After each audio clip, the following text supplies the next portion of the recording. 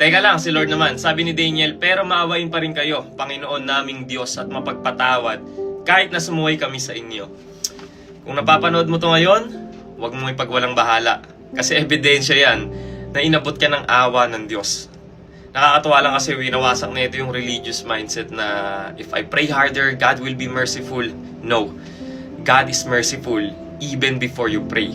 Maawain ng Diyos dahil siya ay Diyos. Kahit deserve natin ng judgment dahil rebelde tayo sa Kanya, may karapatan siyang i-reject tayo kasi pasaway tayo, disobedient tayo minsan, pinapakita niya pa rin yung awa niya sa atin araw-araw. Because God does not forgive because we are worthy. God forgives because He is God. So stop running from God because of guilt, start running to Him because of mercy. Daniel, he stood on Babylon praying. But si Jesus, he stood on Calvary paying the penalty of our sins. Kaya ngayon, we do not beg for mercy.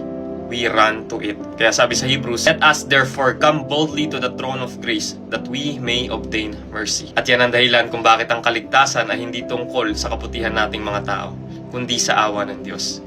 Sin may change our condition, but it will never change God's character. Amen?